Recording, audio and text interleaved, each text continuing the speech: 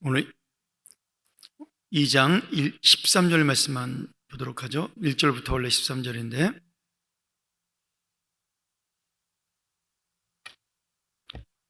같이 한번 읽도록 할까요? 자, 시작. 내 백성이 두 가지 악을 행하였나니 곧 그들이 생수의 근원되는 나를 버린 것과 스스로 웅덩이를 판 것인데 그것은 그 물을 가두지 못할 터진 웅덩이들이니라. 아멘.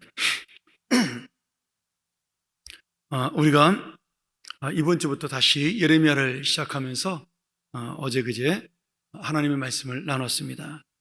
오늘 특별히 2장의 말씀을 여러분과 함께 나누면서 제가 받았던 13절의 은혜를 함께 나누길 원하는데요. 우리가 예레미야를 읽기 전에 좀 그 배경 설명을 할 필요가 있겠죠. 제가 잠깐 설명을 드리면 구약에는 17권의 선지서가 있습니다. 그 중에 처음 5권 이사야, 예레미야, 예레미야, 에스겔, 다니엘 이렇게 5권을 대선지서라고 부르고 그 다음에 나온 12권 호세아부터 말라기까지의 12권을 소선지서라고 부릅니다. 대선지서와 소선지서의 구분은 다른 차이가 아니라 그 장수의 길이 차이로 장수가 많으면 대선지서 그리고 장수가 적으면 소선지서 이렇게 부릅니다. 보통 그 기준을 10장 정도로 저희가 볼 수가 있겠고요. 그러면 예레미야 예가는 왜 5장으로 되어 있는데 대선지서냐? 그것은 예레미야가 기록했기 때문에 예레미야와 예레미야서와 붙어있는 한 권의 책으로 인정을 해서 예레미야 예가는 대선지서로 분류가 되고 있습니다. 예레미야서는 52장으로 구성이 되어 있는데 사실은 이사야서가 66장으로 되어 있기 때문에 더 많은 내용처럼 보이지만 실제적으로 절수를 따져보면 예레미야서가 훨씬 더 길게 되어 있습니다. 그래서 150편으로 구성된 시편을 제외하고 사용된 단어 수로 하면 이 예레미야가 오히려 시편보다 많고요. 그래서 구약에서 가장 긴 성경은 바로 예레미야다. 우리가 이렇게 볼 수가 있겠습니다. 그리고 이 예레미야서는 예레미야에 대한 개인적인 내용이 많이 기록되어 있지만 시간적인 순서로 기록되어 있지 아니하고 사건으로 기록되어 있는 그런 내용이 담겨져 있습니다. 구약 성경의 많은 성경들이 시대별로 되어 있는 것보다 사건별로 되어 있는 책들이 많이 있죠. 사사기서도 그런 내용을 담고 있고, 그래서 우리가 예레미야서를 보면서 예레미야의 그 어떤 시대적 상황과 그 예레미야가 말씀하고 있는 그 목적, 그 의도를 잘 파악하는 것이 예레미야를 읽을 때 은혜가 됩니다. 또 예레미야는 비유로 하나님 말씀을 많이 기록하고 있습니다. 정확하게 어떤 사건을 기록하는 것도 많이 있지만 특별히 1장, 2장에 보면 비유로 말씀을 하고 있기 때문에 이 이스라엘의 전통, 어떻게 보면 이스라엘 사람들이 갖고 있는 지리적 풍습이나 배경 이런 것들을 이해하지 못하면 예레미야서를 이해하기가 쉽지 않습니다. 그래서 예레미야서를 읽을 때는 되도록 쉬운 성경으로 읽으면 좋겠고요. 모든 성경이 그렇지만 좀 주석서를 스터디 바이블 같은 좀 얇은 주석서를 같이 보는 것이 도움이 되리라고 생각이 됩니다. 예레미야 선지자는 남유다 그 조국이 망하는 모습을 눈으로 목격했던 선지자입니다. 그는 시드기야 왕의 두 눈이 뽑히고 쇠사슬에 결박되어 많은 백성들과 함께 바벨론 포로로 끌려가는 비극적인 예루살렘의 멸망을 목격했던 그러한 선지자였죠. 예레미야는 이미 자신이 이렇게 바벨론으로 망하고 우리가 포로로 잡혀간다라고 수도 없이 예언을 했지만 그럼에도 이스라엘 백성들, 남유다 백성들이 볼 때 예레미야는 조국이 망한다라고 예언했던 선지자이기 때문에 백성들에게 환영받지 못했던 굉장히 인기가 없는 그런 선지자였습니다. 사실 지금도 마찬가지라는 생각이 들어요. 지금도 우리나라에서 잘 나가는 목사님들의 설교 내용의 90%는 여러분에게 복을 주게 하고 위로하는 설교를 하시는 분이 대다수입니다. 좀 아쉬운 마음도 많이 있죠. 그리고 진리의 복음을 전하고 바르게 살라고 외치는 목사님들 교회는 대부분 작습니다. 유일한 예외가 있다면 100주년 기념교회 이재철 목사님이 아마 저는 우리나라에서 가장 유일한 예외가 아닐까라는 생각이 들고 지금 은퇴하셨지만 나머지 대부분의 99% 이상의 교회는 전부 달콤한 설교를 하시는 목사님들이 하는 교회들이 부흥하고 있죠. 사실 저도 설교 준비하면서 항상 그 부분을 고민합니다. 아마 제 설교를 노트 필기하는 분들은 제 설교의 비율을 보시면 아시겠지만 저는 한 60대 40 정도로 또는 50대 50 정도로 어떤 때는 여러분에게 위로와 소망의 말씀 그리고 하나님의 사랑에 대한 이야기를 전하기도 하지만 50 정도는 되도록 하나님의 진리의 말씀, 예수 그리스도에 대한 십자가의 희생에 대한 말씀을 전하려고 애를 씁니다. 어떤 것이 더 옳다라고 말하는 것이 아니라 지금 예레미야와 같은 선자가 이런 말씀을 전할 때 우리가 마음을 열고 귀담아 들을 수 있는 그런 믿음을 가져야 한다는 거죠. 그게 우리의 생명이 사는 길이고 우리의 영혼이 사는 길이기 때문입니다. 만약에 이스라엘 백성들, 이 남유다 백성들이 예레미야의 말에 귀를 기울이고 하나님께 회개했더라면 하나님께서는 여러 가지의 방법을 통해서 예루살렘의 멸망을 늦출 수도 있었을 것이고 또 바벨론과의 어떤 전쟁이 아니라 바벨론과 한 번 전쟁한 것이 아니거든요. 1차, 2차, 3차에 걸쳐 이 포로로 잡혀갔기 때문에 이 사실은 왕들이 조금만 지혜롭게 행동을 했으면 그렇게 수많은 백성들이 죽거나 성전이 불타지 않으면서도 충분히 우리가 이 남유다가 식민지로 들어가는 것은 어쩔 수 없었겠지만 그래도 백성들의 그 어떤 무모한 죽음은 피하지 않았을까 그런 생각을 해보게 됩니다. 여러분 우리나라도 이런 부분에서 굉장히 우리가 리더들이 고민을 해야 될 문제라고 생각이 들죠. 정권이 5년이기 때문에 제가 볼 때 우리나라 대통령들은 5년 뒤에 미래를 생각하는 분들이 별로 없다 그런 생각도 해보게 됩니다. 또 그리고 5년 뒤, 10년 뒤를 생각했을 때 그것을 이해하는 국민들이 얼마나 되느냐 그 생각도 해볼 수가 있는 거죠. 저는 진보든 보수든 사실 우리나라의 진보 보수를 가르는 것 자체가 어이가 없는 일이긴 하죠. 다른 나라에서 볼 때는 말도 안 되는 이야기인데 우리나라는 진보가 없다고 봐야 되겠죠. 보수만 있는 나라인데 사실 저는 예전에 그 노태우 대통령이 했던 북방 정책에 대해서 굉장히 저는 훌륭한 정책이라고 생각을 합니다. 개인적으로 저는 그분을 별로 좋아하지는 않습니다. 그러나 그분이 했던 정책에 대해서는 하나님이 원하는 정책이었다. 그렇게 생각이 들고 그때 우리가 러시아와 수교를 하고 또 중국과도 관계가 좋아지면서 우리나라의 경제가 폭발적으로 발전하는 그런 역할을 감당을 했습니다. 그분이 군인 출신으로 대통령이 되고 안 되고의 어떤 그런 결과론적인 이야기를 떠나서 그분의 정책에 대해서 제가 굉장히 어떻게 보면 성경적인 정책이라고도 볼 수가 있는 거죠. 남북한의 평화도 유지하면서 또 경제도 잘 되는 정책을 사용했으니까요.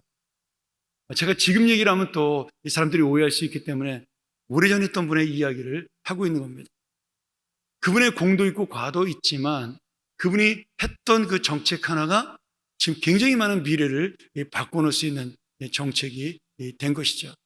이제 그런 부분에서 우리가 좀 미래를 볼 수 있는 지금 당장 내가 좀 비난을 받아도 미래를 볼 수 있는 리더들이 우리나라에 좀 생겼으면 좋겠다. 그런 생각이 들고 우리 국민들도 이스라엘 백성처럼 어리석게 당장 지금 내 귀에 들리고 어떤 가수처럼 내 귀에 캔디처럼 달콤한 이야기로 들리는 그런 이야기나 아니면 지금 내가 이익을 보는 정책을 통해서 내 마음이 흡족한 그런 것이 아니라 하나님의 말씀을 가지고 정말 지금 이 하고 있는 정책이나 아니면 우리나라가 가고 있는 길이 올바르냐에 대한 그런 고민을 우리가 믿음과 이 성경적인 안목과 통찰력을 가지고 볼 수 있으면 좋겠다는 생각이 듭니다. 특별히 예레미야서가 바로 그러한 이야기들을 우리에게 많이 주고 있는 거죠. 왕들이 예레미야의 말씀에 귀를 기울였더라면 귀족들이 예레미야의 말씀에 동조하고 하나님 앞에 오는 사람들이 있었더라면 백성들이 본인들이라도 정신 차려서 예레미야의 말에 회개하고 그들이 하나님 앞에 올바르게 살자라고 왕에게 권했더라면 수도 없이 많은 기회를 예레미야를 통해 하나님이 이 52장을 통해 줬지만 결국 이스라엘은 망하는 길로 남유다는 멸망하는 길을 택하게 된 것입니다. 그러면서도 깨닫지 못하고 그 포로로 잡혀가지 않은 나머지 귀족들이 애굽으로 피난을 가게 되죠. 망명을 가게 됩니다. 그때 이 예레미야가 그들을 따라가서 지금 당신들이 애굽으로 가는 것은 하나님의 뜻이 아니다.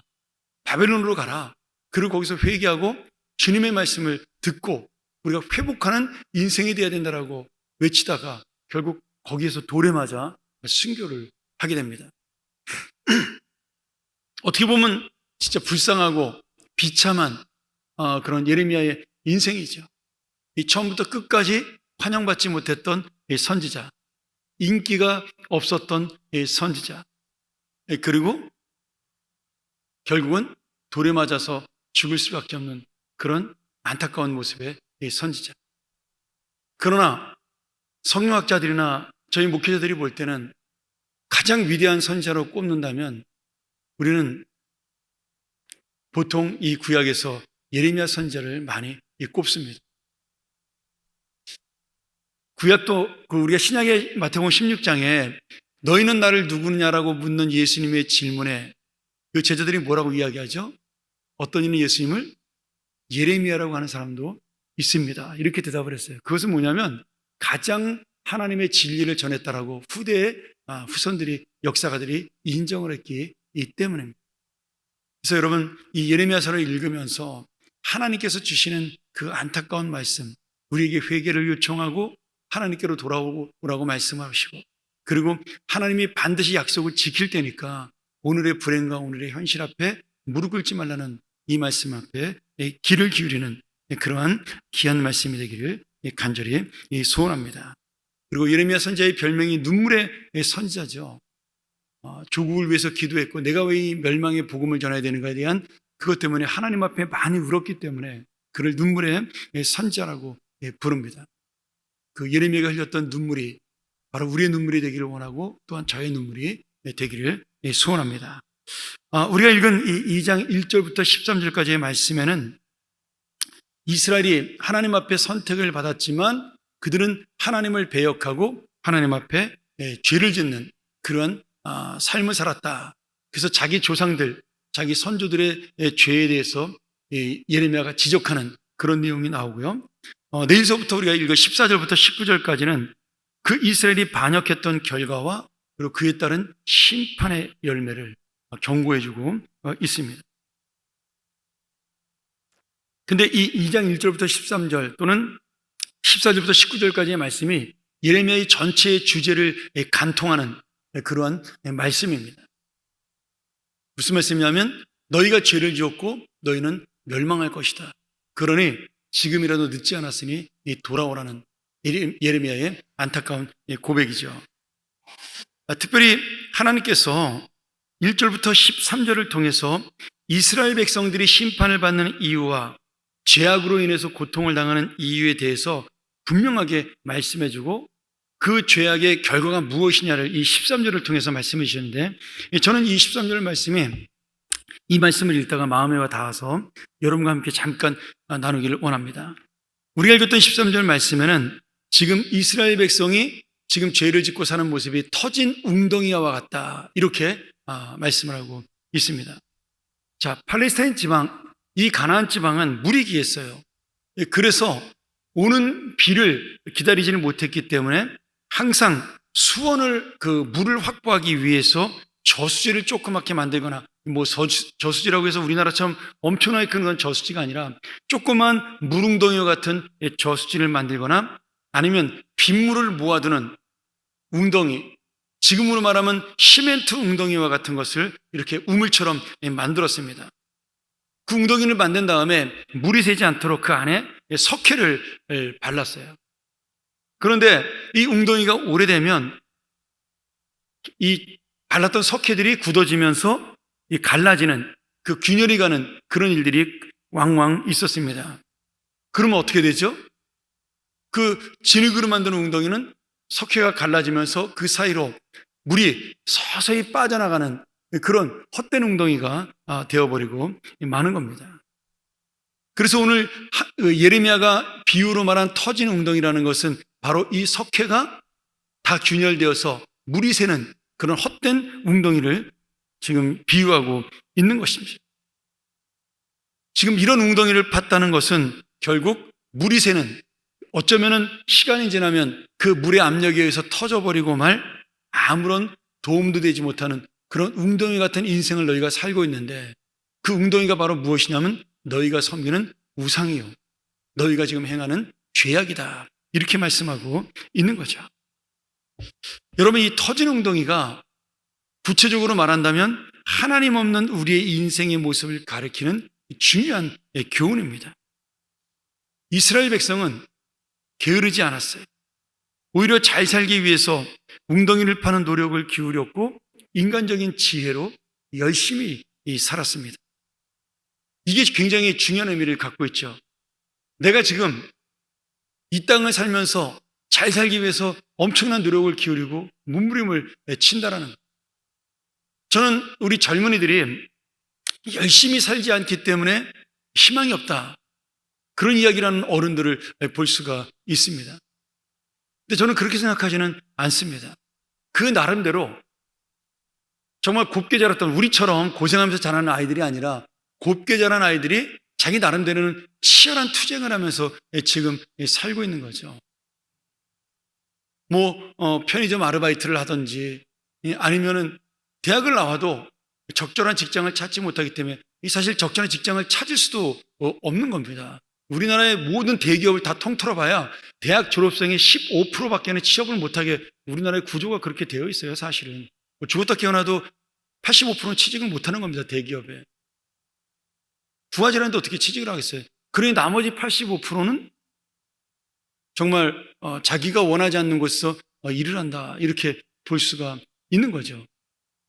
근데 그런 그들에게 너가 열심히 하지 않았기 때문에 이렇게 되었다라고 말하는 것은 너무 잔인한 평가라는 사실입니다. 왜냐하면 저희 시대는 대충 공부하고 대충 대학을 졸업해서도 예지간하면 다 취직이 되던 시대였어요. 제가 아까 서두에 말씀드리지 않았습니까? 이 3조 시대와 더불어서 세계화가 되면서 엄청난 수출이 일어났고 모든 회사는 직원이 필요했기 때문에 어느 대학을 나와도 그냥 예지간한 직장에다 들어갈 수 있는 그런 형편이었어요. 그러니까 우리가 지금 있는 아이들이 열심히 노력하지 않는 것이 아니라 이 시대적 상황이 그들을 지금 힘들게 하고 있는 겁니다. 물론 다 대학을 나와서 이제는 중소기업이라든지 아니면은 예전에 우리가 대학을 나오지 못한 사람이 당연히 갈 수밖에 없었던 그런 어떤 단순 노무직업 같은데, 아니면 산업 현장 같은데 취직하지 않는 그런 이유도 있습니다. 그렇지만 또 그 아이들 나름대로는 꿈이 있기 때문에 우리가 비난해서는 안 된다라는 거죠. 근데 지금 이스라엘도 마찬가지라는 거예요. 그들이 잘 살기 위해서 엄청난 노력을 하고 열심히 애를 썼다는 거죠. 그 중에 하나가 바로 열심으로 농사를 짓고 또 하나는 열심으로 농사의 신인 바알과 아세라를 섬긴 종교적인 이 열심이었습니다. 근데 문제는 뭐냐면, 지금 웅덩이를 판다는 것 자체가 열심히 지혜롭게 살려고 노력을 한 거잖아요. 그냥 생각 없이 산 것이 아니라 내가 물을 모아서 이 물을 가지고 농사를 잘 지어야 되겠다, 이렇게 생각한 것 자체가 나름대로 인간적인 지혜로 지금 애를 쓴 것입니다. 근데 그 지혜와 열심 속에 뭐가 없어요? 하나님이 없다라는 거예요. 지금 예레미야가 지적하는 것이 그것입니다.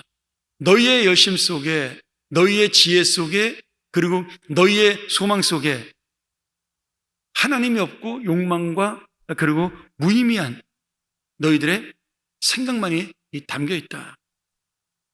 그래서 결국 그 열심이 우상을 섬기는 데까지 나아가는 헛된 믿음이 되었고 결국 망하는 인생으로 갈 수밖에 없는 것이다, 이렇게 말씀하고 있는 거죠. 어떻게 보면 이스라엘 백성이 내가 지금 살고 있는 모습, 그들이 들을 때는 내가 지금 생각하고 있는 이 인생, 나는 열심히 살아왔고 바르게 살아왔다고 생각을 하는데 지금 예레미야가 거기에 대해서 너희들은 잘못된 인생 헛살았다라고 말을 하니까 당연히 듣는 사람들 입장에서는 화가 날 수밖에 없는 그러한 상황입니다. 근데 맞잖아요. 하나님이 없는 인생은 헛된 인생이라고 이 성경에 말씀하지 않습니까?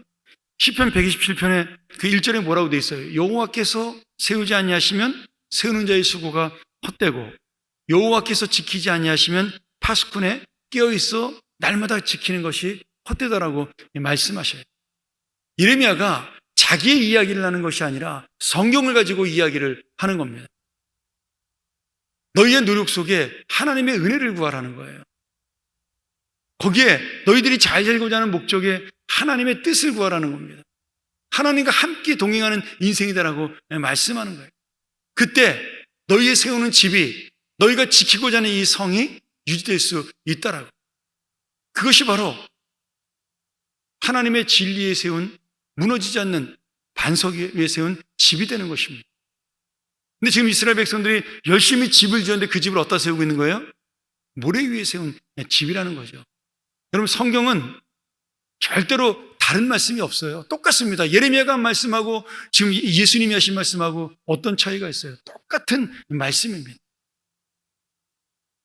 우리가 지금 집을 지금 잘 짓고 열심히 짓는 것도 중요하지만 어디에 짓느냐가 중요하다라는 거예요. 제가 살던 텍사스가 땅이 진흙으로 되어 있습니다. 지하가 없어요.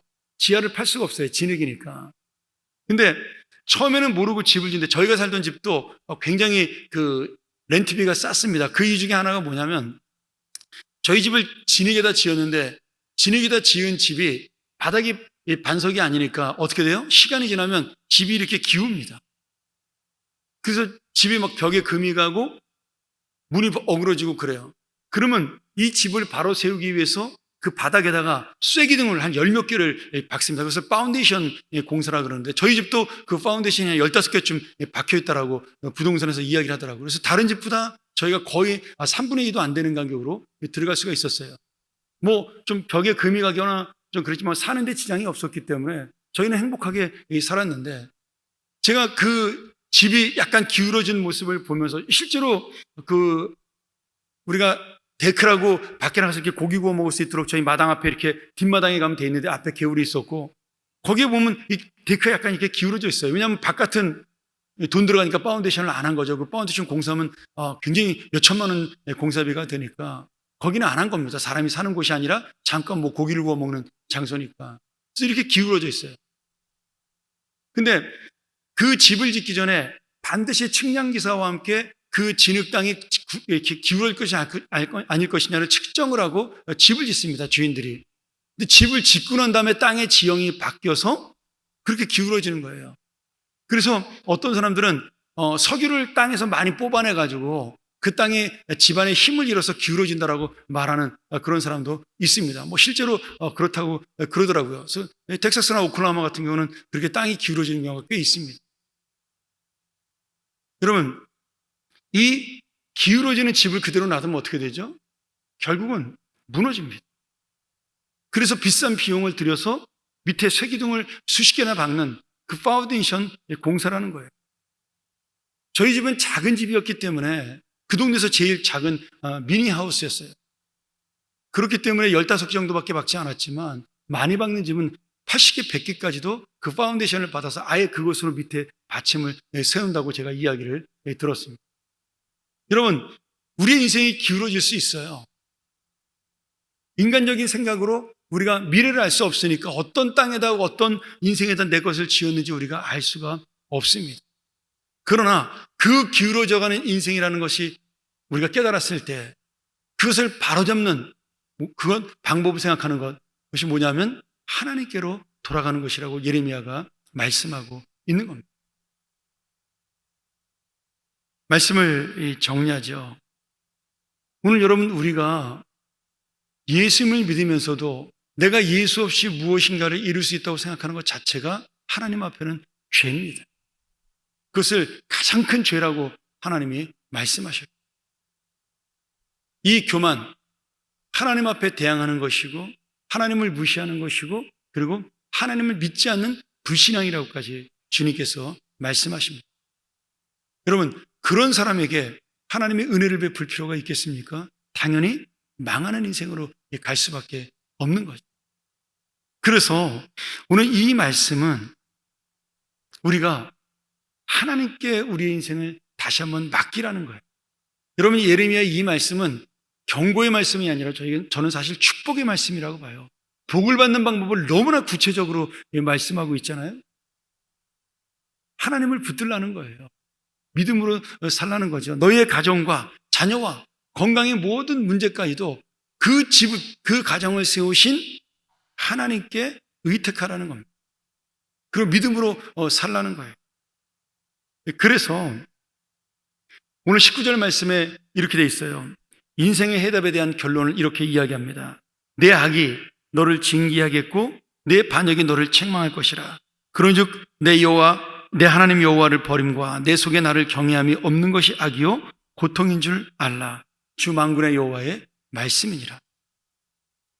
하나님을 믿지 않는 것이 죄인데 이것을 예레미야가 뭐라고 다른 말로 표현하냐면 고통이라고 표현합니다. 지금 내가 하나님을 붙들지 않음으로 스스로 아파하는 인생 속으로 들어가고 있다라는 거예요. 뭐하러 우리가 그렇게 살겠어요? 왜 스스로를 자의하는 인생을 사는 겁니까? 하나님 앞에 내가 내려놓고 회개하고 주님 앞에 죄인이라고 고백하고 그리고 주님을 붙들면 그 인생의 아픔을 치료하시고 상처를 싸매시는 것이 하나님의 은혜인데 오늘 우리는 그 상처를 스스로 내가 후벼파고 있다라고 주님께서 말씀하고 있는 겁니다. 그 상처를 더 크게 벌리고 있다라고 말씀하는 겁니다. 오늘 여러분 하나님의 그 은혜를 버리고 하나님을 의지하지 않으므로 오늘 스스로 고통의 삶에 들어가는 자가 아니라 하나님을 붙들고 사람이나 감정이나 내 모든 것들을 좀 내려놓을 수 있는 그래서 진짜 복된 인생의 삶으로 갈 수 있는 이 예레미야의 말대로 순종만 하면 우리에게 복이 있는데 예레미야의 말대로 시편 기자의 말대로 예수님을 생각하고 하나님을 붙들고 집을 세우는 건축자이신 하나님의 은혜를 내가 의지하면 모든 것이 해결되는데 내가 지금 붙잡고 있는 것이 무엇이냐를 다시 한번 깨달음으로 여러분 스스로 복을 찾는 사람 스스로 고통 속에 들어가는 사람이 아니라 그 복을 내가 붙잡기를 원하는 사람 그리고 회복되기를 원하는 인생이 되기를 주의 이름으로 간절히 축원합니다. 우리 함께 이 시간 말씀 의지해서 기도했으면 좋겠습니다. 오늘 우리의 마음과 오늘 우리의 생각도 마찬가지지만 사실 사랑하는 우리의 자녀들도 이 복음의 말씀이 정말 그들의 마음속에 임하기를 소원합니다. 저들이 지금 당하는 고통이 사실은 상황 때문에 일어나는 고통만은 또 아닙니다. 내가 주님이 주신 뜻을 따르지 아니하고 내 욕심과 내 것을 채우기 위한 것이 사실 스스로 고통 속에 몰아갈 수도 있는 거죠. 조금 내 인생을 내려놓으면 어떻게 보면 좀 더 쉬운 길이 있고 복된 길도 있다라고 저는 믿습니다. 오늘 다시 한번 내 마음이 하나님을 붙드는 길이 되게 도와 주시옵소서. 이 땅의 지도자들이 이 하나님께서 세워주는 나라, 하나님이 세워주는 성을 만들기 위해 정말 기도하는 사람들이 될 수 있도록 오늘 우리가 가정을 세우기 위해 내 인생을 세우기 위해 이 예레미야의 말씀처럼 터진 웅덩이가 아니라 하나님의 말씀으로 하나님의 뜻으로 잘 발라진 그런 웅덩이가 될 수 있도록 새지 않는 믿음의 삶이 될 수 있도록 우리 시간 같이 한번 이 말씀을 의지해서 기도하기를 소원합니다. 우리 바누아투 비전팀 이제 지금 한참 비행기를 타고 한국으로 귀국하고 있는 중인데 오늘 오후 5시에 우리 사랑하는 형제와 자매들 안착할 때까지 또 그들이 피곤을 풀고 내일 다시 교회에서 웃는 얼굴을 만날 때까지 저들의 마음속에 정말 이 기쁨을 가지고 살아가는 내가 받은 은혜를 가지고 살아가는 귀한 형제와 자매들이 되게 해달라고 우리 마지막까지 바누아팀을 위해서 기도를 부탁드리고요. 남아있는 우리 김희균 최경희 선교사 어렵고 힘든 가운데도 정말 기쁨으로 이 사역을 감당하고 보람으로 이 사역을 감당하는 귀한 선교가 될 수 있도록 기도를 부탁드리겠습니다. 내일 거룩한 주일 우리 7월의 두 번째 예배 덥고 힘든 장마철의 예배지만 또 내일 비가 온다는 소식도 있지만 주님의 예배는 변함없이 우리에게 은혜로 임하고 우리의 마음은 주님 앞에 진실하게 전달이 되어 성령의 은혜를 체험하고 또 임재의 예배가 되는 귀한 놀라운 예배가 되게 해달라고 예배에 참여하는 모든 자, 준비하는 자, 또 인도하는 모든 분들이 성령의 은혜를 가지고 간절한 마음으로 이 예배를 대할 수 있도록 찾아오는 모든 이가 소망으로 돌아가는 귀한 예배가 되도록 예배를 위해서 기도를 부탁드리겠습니다. 우리 영아부와 유치부 내일 성경학교 또 두 번째 주일을 시작합니다.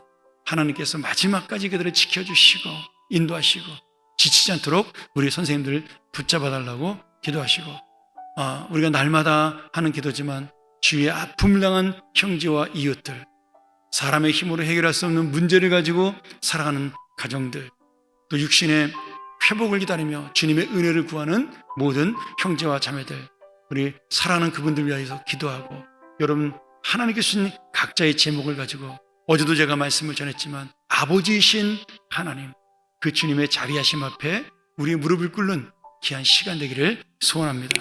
함께 기도하며 나가겠습니다.